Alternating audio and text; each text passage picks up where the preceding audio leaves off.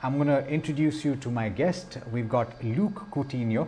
Some of you will know him. He's a renowned holistic lifestyle coach. He's the founder of YouCare and the author of numerous books on health and wellness. Thank you so much, Luke, for joining me, for taking the time. Thank you for having me.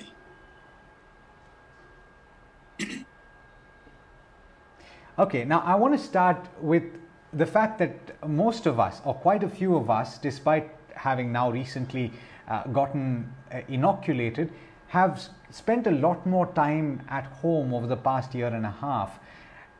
Activity levels clearly are not the same as what they were for quite a few of us as they were before the pandemic. Should a diet change, and I want to focus on nutrition, that being one of the 4 pillars that you speak of, should your diet plan change based on what we're seeing right now? You're not getting enough sun, for example. Right.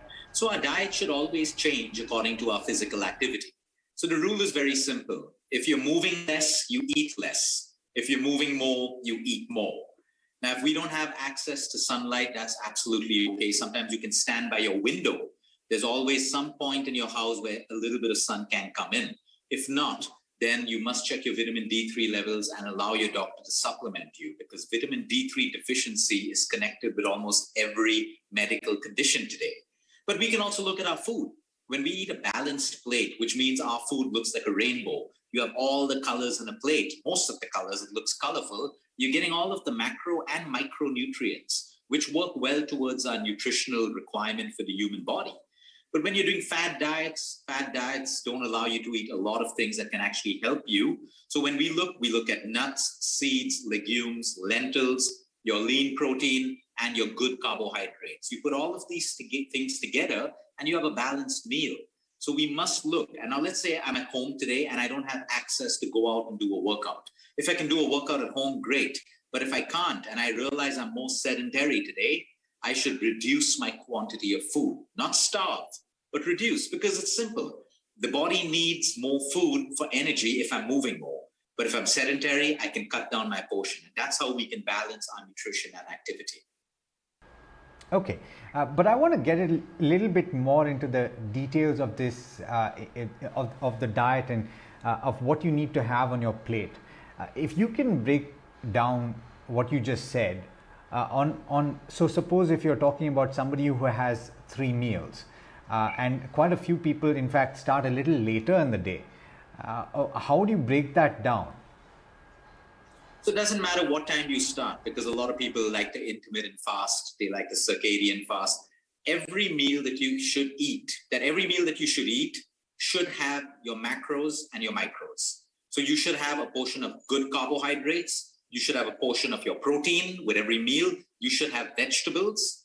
Okay. And in between, depending on your meal, we must incorporate nuts and seeds, as simple as almonds, as simple as watermelon seeds, pumpkin seeds, sesame seeds, flax seeds. There are so many of these foods which are available around us. So a balanced meal gives you the macros and the micros. There should also be fiber that can come from your salads. Now, you don't have to have a complicated salad with lettuce and all of that stuff. You can just do the old Indian salad of cutting cucumber, carrot, tomato slices, a little bit of onion, and that's a great salad to have as well. So it's very important that when you look at your plate, you look at different forms of food that gives you diversity of nutrients. Okay, now we are speaking on a Friday, Luke, and Friday evening it becomes that much harder to resist the urge to order in and to break, in some cases, the diet that you followed so judiciously. What would you give as advice to somebody who's looking to keep things going? Because if you have too strict a routine, it becomes that much harder to maintain, right? Routines never have to be strict. People have to change their mindsets. So what if it's Friday? You can still have fun and you can still order from outside. I mean, today when you go onto platforms like, Swiggy or Zomato, or you order in from restaurants, you still have the ability to choose what you want to order. You can choose what you want. You can pair it with a salad. You can pair it with a soup. You always have that choice. And the thing is, when you start to eat well, people don't wait for Fridays. Eating well becomes part of them. It never has to be strict unless you're doing a fad diet. So like today, it's Friday. I want to call in for food. So I am going to call in for my favorite foods, but I am also going to make sure that I get a salad, I get my colors and maintain it. So I'm allowing myself the liberty of ordering from outside, getting tasty food, but I'm also honoring and respecting my body by giving it what it needs. So eating well never has to be boring or strict unless you put yourself onto a fad diet. When you put on yourself onto a fad diet, you deprive yourself of nutrients, you psychologically deprive yourself by not allowing yourself to eat when you feel like. And the whole point is, be lenient on Friday, be lenient on Saturday, but can you get Monday, Tuesday, Wednesday, Thursday right? That's the balance that we want to aim for. But today, people want to eat out every single day. And that's where the problems come in. So we have to put in that little ingredient of discipline and consistency. So for example, in my family, Sunday afternoon to Friday morning, no sugar, no outside food, no processed. But on the weekend, we're liberal because you want to enjoy life, but at the same time, you want to honor and respect your health. Oh, that's great advice. You know, I've seen some of the videos that you've put out, Luke, and even, for example, playing with mud. I think you like to go back to the roots, if I can call it that. And having said that, I think that there are quite a few foods, even in the Indian diet, the traditional Indian diet, that would be considered superfood. So though we have access to the likes of avocados and several other things right now, maybe you don't have to go that far. So what, according to you, are the absolute must-have superfoods that everyone should get into their diet? Okay, so that's a great question. In fact, avocados are not superfoods. They're just foods from a different country now growing in our country. They're great foods, but not superfoods. And I want to be very careful not to use the word superfood, because the moment we do that, the food companies raise their prices on those foods because it's called a superfood. But let's go back to some Indian foods which are superfoods. If you're not Jain, garlic and onion are powerful beyond measure. And even if you're Jain and you can't eat that, there are other foods. Moringa. If you look in South India, the drumstick tree, the leaves, they're called moringa leaves, which are abundantly available in our country, packed with nutrition. Almonds and walnuts, again, they may not be linked as superfoods because they're easily available. Pistachios, fantastic foods. Now, what is a superfood? It's a food that can give you a lot of nutrition together at one shot.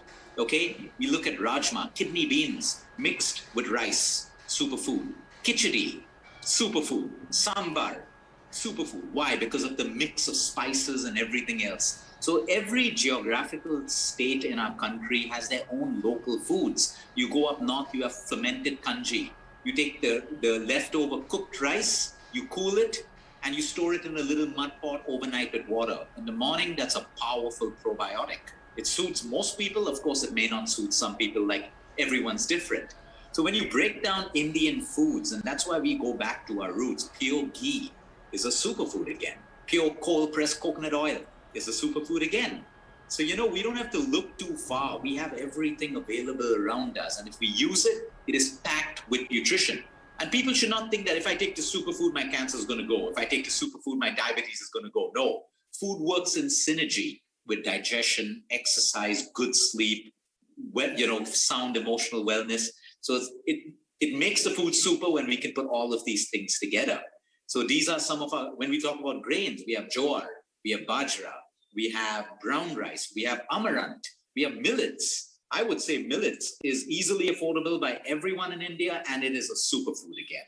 So our local foods, are superfoods in their own way. So we shouldn't get convinced that we have to buy goji berries and we got to buy all of these fancy foods. They're good for you, but you can also fix your health and enhance your health with these local foods that I just spoke about. Turmeric, all of our spices, the Indian garam masala has about 7 to 8 spices. What a superfood. What a superfood. I'm glad that you've listed all of these things, and I think I might just be able to find all of them in my kitchen right now. I must thank my wife for that as well. But Luke, thank you so much for taking the time.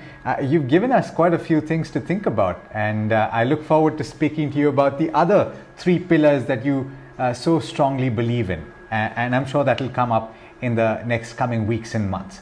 Thanks as always for speaking to us. I have to appreciate your show.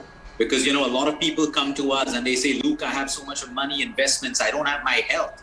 And in many cases, sometimes that money can't buy that health which they've lost back. So I really appreciate the show where it can be all about money, but also include your health. I think that's the definition of true success. Thank you for having me. Absolutely. Absolutely. Thank you so much, Luke.